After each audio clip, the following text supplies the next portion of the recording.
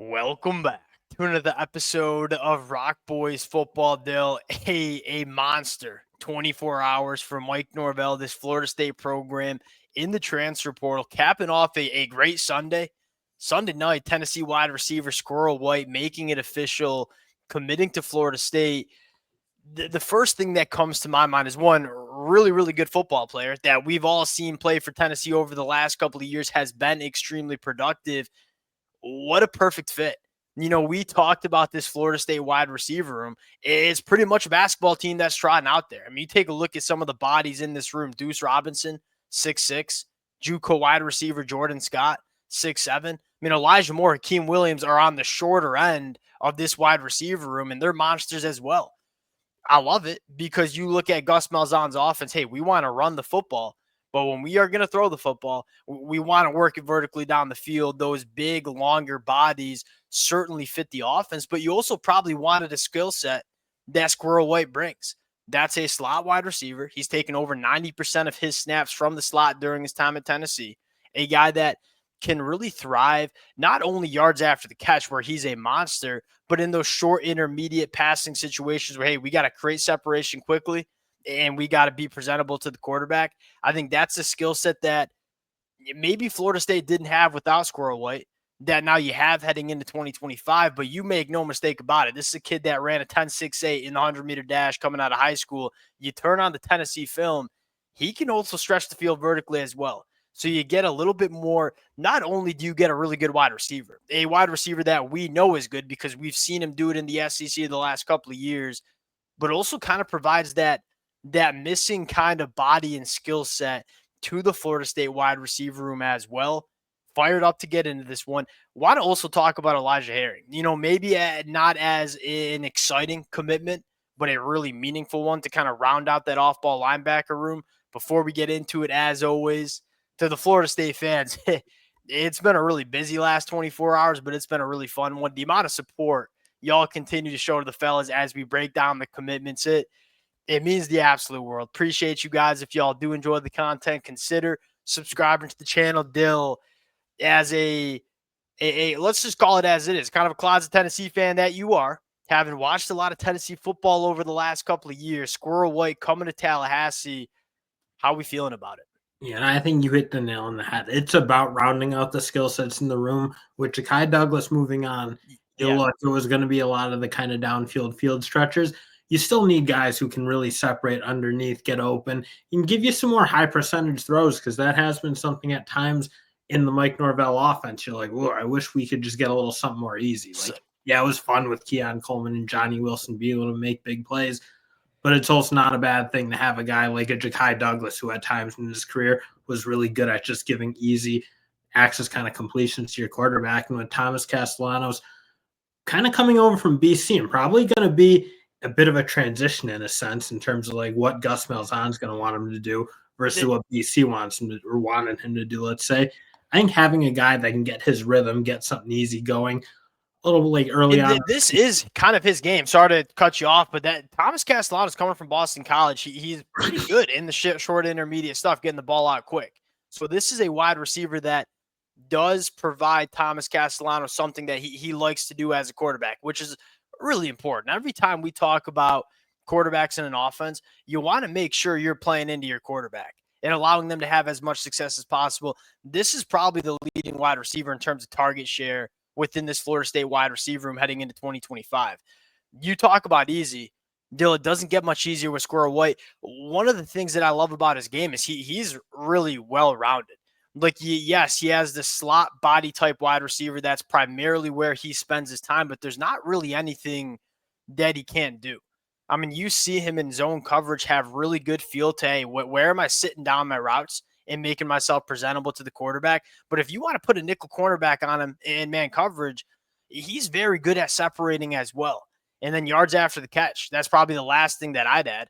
You look at Squirrel White, over 1,600 receiving yards in his career. Over 700 of those yards have come after the catch. Talk about easy access, explosive plays. One of the easiest things you can do is just get into Squirrel White's hands and let him do the rest. There's not really a yards after the catch guy in this offense. Squirrel White's going to be that guy.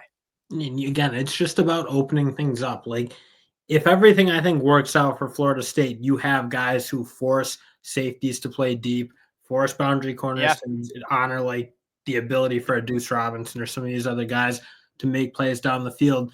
You got to have someone who can punish teams for doing that and round out the offense so that you can kind of have a multi-pronged attack, let's say, which you wouldn't have felt like you were going to have before Squirrel White. So again, just kind of like rounding out that room. I think this is gonna be a sneaky big get. Like I think Deuce Robinson's probably gonna take the bulk of the headlines because Yeah. maybe there's a bit of a higher upside there. But again, I think it's so important considering like there's a bunch of Deuce Robinson type guys in this Florida State offense already. Adding a Squirrel White is gonna be huge, but it might fly under the radar. But they needed this. Oh, this definitely shouldn't. Like Squirrel White, to me, if you were to ask me who's going to be the leading receiver in this offense in 2025, my answer would be Squirrel White because, yes, he's going to give you some of those easy access throws. He's also a guy that you go back, especially to his freshman year in 2022. I mean, his yards per catch, 16 yards. Like this is a guy that can work vertically too. I'll ask you a question before we move on here, Dale. You look at this Florida State wide receiver. I'm not putting you on the spot, so I'll answer it first. Who are the starting three wide receivers? Who are getting the main work in the rotation? My answer, Squirrel White at slot, Deuce Robinson on the outside. I'm going to take the dark horse and go with Elijah Moore going into his second year. I love that kid coming out of high school. Don't think he had a ton of opportunity to show what he could do as a true freshman.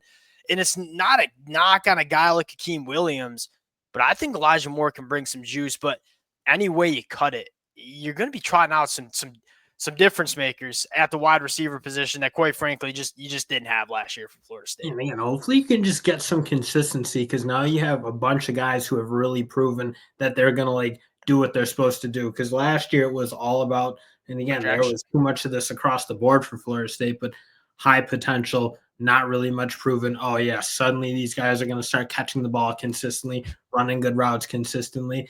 Like they were older guys, and that was like almost like okay, well, we'll all try to believe in this, but like at the end of the day, you really didn't have any proof of concept. Now you have a bunch of guys along with some like real high upside young guys. So I think that's more how you want your room to look, where you have guys like Elijah Moore and some of those young guys who, again, you haven't really seen from in the college ranks, but have a ton of potential. But you also have some guys who you at least have a bare minimum standard. Yeah, you know they can play. I mean, go back to last year, go back to 6 months ago when we were talking about this wide receiver room and how we talked about it was, well, there's not really a guy that we know is any good, but there's guys that could be good. You know, a guy like Malik Benson, and it turned out like maybe none of them are all that good. I think the last thing I'll finish out with Squirrel White, 191 targets in his career at Tennessee, dropped the ball 12 times.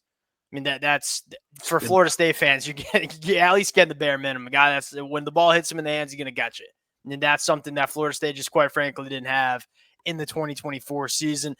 I don't want this to fly under the radar here. Oh, Elijah Herring. This was a guy that they'll go back, it was about 8 months ago when Elijah Herring hit the portal, leaving Tennessee.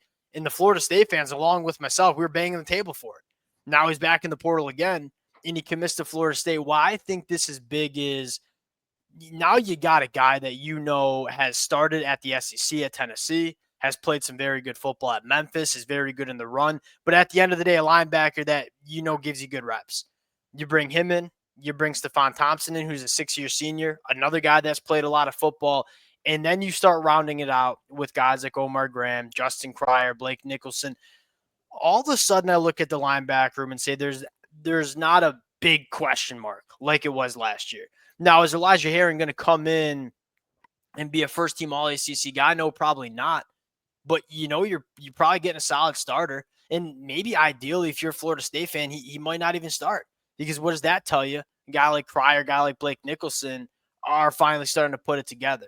But he raises the floor of the linebacker room, which is kind of what we've talked about all transfer portal window long, you might say. And that is we got to raise the floor of this team. Florida State's unquestionably doing that in the transfer portal.